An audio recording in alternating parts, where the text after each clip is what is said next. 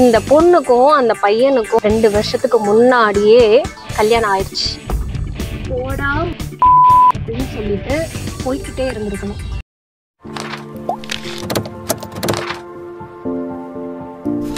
Side கேப்ல psychology கத்துக்கலாமா? இன்னைக்கு ஒரு டிஃப்ரெண்டான சைக்காலஜி பத்தி தான் உங்ககிட்ட ஷேர் பண்ண போறேன். லைக் நியூஸ் பார்க்குற பழக்கம் எனக்கு உண்டு. நீங்களும் நிறைய பேர் நியூஸ் பார்ப்பீங்கன்னு நான் நினைக்கிறேன். ஸோ அந்த மாதிரி தான் தந்தி டிவியில் ரீசெண்டாக பார்த்த ஒரு நியூஸ் என்ன அப்படின்னா, ஒரு இளம் பெண் அவங்களோட பாய் ஃப்ரெண்டோட கல்யாணத்தை சர்ச்சில் கல்யாணம் நடந்துட்டு இருக்கும்போது போய் தடுத்து நிறுத்துறாங்க. அதாவது அழுது ஆர்ப்பாட்டம் பண்ணி அவங்க கிட்ட புரட்சி பண்ணி தடுத்து நிறுத்துறாங்க அப்படின்னு சொல்லிதான் அந்த நியூஸ். அதுக்கப்புறம் அந்த மாப்பிள்ளை வீட்டுக்காரவங்களும் என்ன அப்படின்னா போலீஸ்ல கம்ப்ளைண்ட் பண்ணி அவங்க லேடி போலீஸ்லாம் இது வண்ணாரப்பேட்டையில நடந்தது. ஸோ சர்ச்ல கல்யாணம் நடந்துட்டு இருக்கும் போது நடந்த ஒரு விஷயம். ஸோ அவங்களுக்கு என்ன ஒரு பிரச்சனை ஆயிருக்கு, எதுக்காக இந்த இளம் பெண் அவங்களோட பாய் ஃப்ரெண்ட் கல்யாணத்தை, ஏன்னா எல்லாரும் லவ் பண்ணுவாங்க, அப்புறம் வீட்டில் ஒத்துக்கல அப்படின்னு சொல்லிட்டு பிரச்சனையாகும். ஸோ அதனால பிரேக்கப் ஆயிரும். லவ் அப்படிங்கிறதுல இந்த மாதிரிலாம் நடக்கிறது சகஜம் தானே. இங்க என்ன ஆச்சு அப்படின்னு பாத்தீங்கன்னா, இந்த பொண்ணுக்கும் அந்த பையனுக்கும் 2 வருஷத்துக்கு முன்னாடியே கல்யாணம் ஆயிடுச்சு. இவங்க எந்த மாதிரி ரெஜிஸ்ட்ரேஷனும் பண்ணிக்கல.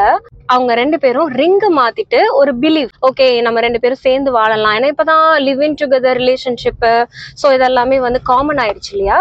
ஸோ அந்த மாதிரி அவங்கள 2 பேருக்குள்ள ஒரு அண்டர்ஸ்டாண்டிங், சரி நம்ம 2 பேரும் சேர்ந்து வாழலாம் அப்படின்ற ஒரு அண்டர்ஸ்டாண்டிங்ல ரிங்கு மாத்திட்டு தாம்பரம் பக்கத்துல சேலையூர்ல ஒரு வீடை வாடகைக்கு எடுத்து அந்த வீட்லயும் அவங்க 2 வருஷமா குடும்பம் நடத்திருக்காங்க. சரி ரைட்டு. இந்த பொண்ணு இந்த டீட்டெயில்ஸ் எல்லாம் அங்க கல்யாணம் நடக்கிற அந்த சர்ச்ல வச்சு எல்லாருக்கிட்டையும் சொல்றாங்க. அதே மாதிரி அங்க லேடி போலீஸ் கிட்ட எல்லாம் சொல்றாங்க. எல்லாம் ப்ரூஃப் காட்டுமா, நீ ஓகே நீ சொல்ற நீங்க 2 வருஷம் வாழ்றீங்க, ஓகே ப்ரூஃப் காட்டுன்னு சொன்னா அந்த பொண்ணுக்கு ரெஜிஸ்டர் பண்ணல, ரிங்கு தான் நாங்க மாத்தணும், இது எப்படி ப்ரூஃப் எடுத்துக்க முடியும்? சரி நாங்க வீடு இந்த ரெண்டல் ஹவுஸ் அப்படின்னா ஹவுஸ் ஓனர் சரி இவங்க ப்ராப்பரா கல்யாணம் பண்ணாதவங்களுக்கு வீடு எப்படி கொடுத்தீங்கன்னு ஹவுஸ் ஓனருக்கு ப்ராப்ளம் வரும். ஸோ அதனால அவங்களும் சாட்சி சொல்ல வரல.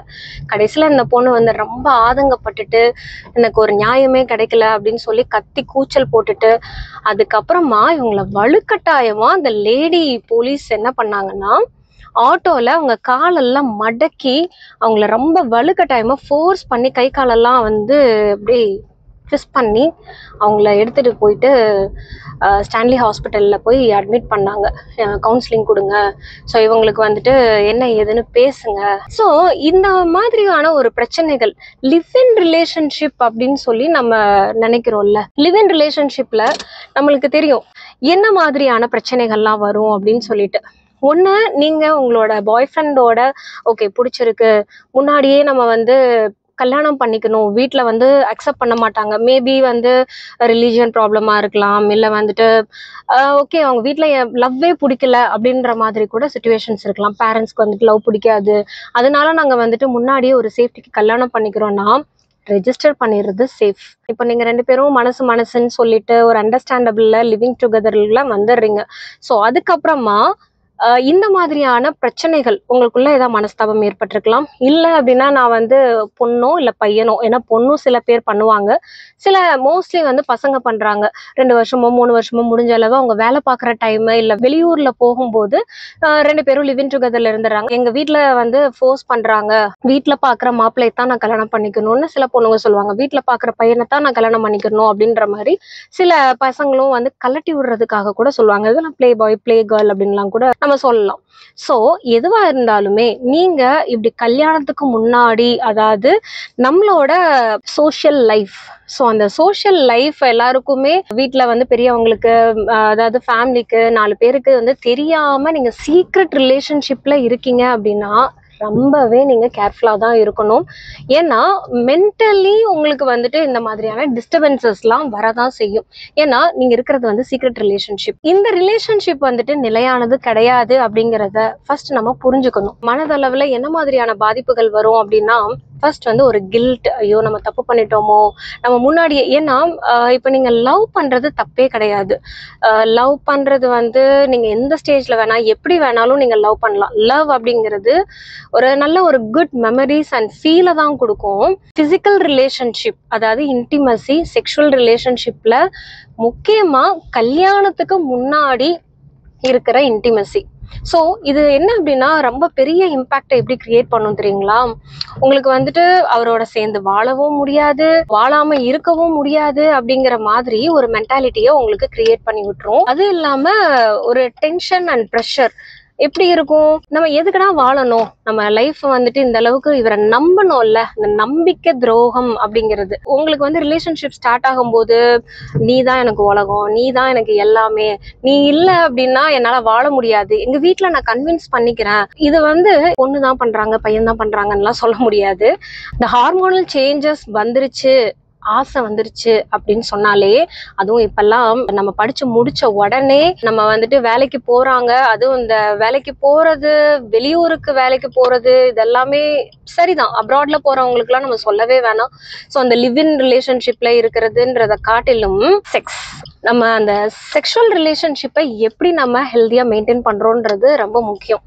ஸோ இதுல வந்து என்னன்னா, நீங்க சொல்லுவீங்க நாங்க வந்து அதெல்லாம் அந்த காலம் பேரண்ட்ஸ் கிட்ட வந்துட்டு பெர்மிஷன் வாங்குறது, இது எனக்கு தோணுது, நான் சம்பாதிக்கிறேன், நான் வந்துட்டு வேலைக்கு போறேன், நான் என்னோட அட்டானமி, அதாவது எனக்கு என்ன தேவையோ அது நானே வந்து ரெடி பண்ணிக்கிறேன், அப்புறம் ஏன் வந்துட்டு எனக்கு ஏற்படுற ஃபீலிங்ஸை நான் ஷேர் பண்ணிக்கிறதுல என்ன தப்பு? ஸோ இது வந்து ஃப்ளஷ் தானே, நமக்கு வந்துட்டு sex is part and parcel of life அப்படின்லாம் கூட நிறைய தத்துவங்கள்லாம் பேசிட்டு இருப்பாங்க. பட் இதுல என்ன அப்படின்னா, உங்களோட பிசிக்கல் ரிலேஷன்ஷிப் மென்டல் ஹெல்த்தை அஃபெக்ட் பண்ணுது இல்ல. ஃபீலிங்ஸ் எப்பவுமே வரும் நமக்கு, ஆனா நமக்கு செல்ஃப் கண்ட்ரோல் அப்படிங்கிறது கொஞ்சம் முக்கியம் தானே. லவ் பண்ணுங்க, வீட்டில் சொல்லுங்க, அதே மாதிரி கல்யாணம் பண்ணிட்டு, ஏன்னா நம்மளுக்குலாம் நிறைய ஒரு எய்ம் இருக்கும், நம்மளுக்கு வந்துட்டு ஒரு அச்சீவ்மெண்ட்ஸ் இருக்கும், லைஃப்ல எப்படி பண்ணோம் அப்படி பண்ணோம்னு எல்லாருக்கும் ஒரு கனவுகள் இருக்கும் தானே. ஸோ கல்யாணம் பண்ணணுன்ற மோட்டிவ் இருந்தா கண்டிப்பா உங்களோட இன்டிமசியை கொஞ்சம் ஹோல்ட் பண்ணுங்க. அப்படி இல்லை நாங்கள் லிவ் இன் ரிலேஷன்ஷிப்ல தான் இருக்க போறோம் அப்படின்னு சொன்னா, லிவ் இன் ரிலேஷன்ஷிப் நிரந்தரமானது கிடையாது, சீக்ரெட் ரிலேஷன்ஷிப் நிரந்தரமானது கிடையாதுன்றத புரிஞ்சுக்கிட்டீங்க அப்படின்னா இந்த மாதிரியான ஒரு டிஸ்டர்பன்சஸ் உங்களுக்கு கிரியேட் ஆகாது. ஓகே, இந்த பொண்ணோட கதைக்கு வரலாம். இப்போ இந்த பொண்ணை வந்து ரிஜெக்ட் பண்ணிட்டு அந்த பையன் சொல்லிட்டு அவங்க வேற பொண்ணை கல்யாணம் பண்ணாங்களோ, இல்ல அந்த பொண்ணுக்கு தெரியாமையே வந்து கல்யாண வேலையில இன்வால்வ் ஆனாங்களா அப்படிங்கறதெல்லாம் செகண்டரி. எது எப்படியோ இந்த பொண்ணை விட்டுட்டு இன்னொருத்திய வந்து கல்யாணம் பண்ணணும்ன்ற தாட் அந்த பையனுக்கு வந்துருச்சுன்னு தெரிஞ்ச உடனே இந்த மாதிரியான சிச்சுவேஷன்ல அந்த பொண்ணு என்ன பண்ணிருக்கணும் தெரியுமா? போடா அப்படின்னு சொல்லிட்டு போய்கிட்டே இருந்திருக்கணும்.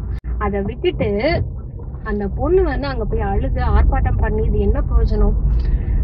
ஓகே, இன்கேஸ் இந்த பொண்ணு அங்க போய் கல்யாணத்தை தடுத்து நிறுத்திட்டு அத்தனை கூட்டத்துக்கு முன்னாடி நம்மளுக்கு கல்யாணத்தை பண்ணி வச்சிருவாங்க அப்படின்னு ஏதோ ஒரு நம்பிக்கையில போய் அங்க பிரச்சனை பண்ண போனா அப்படின்னு நினைச்சாலுமே, பட் அந்த தைரியத்தினால ஒரு பிரயோஜனமும் இல்லை.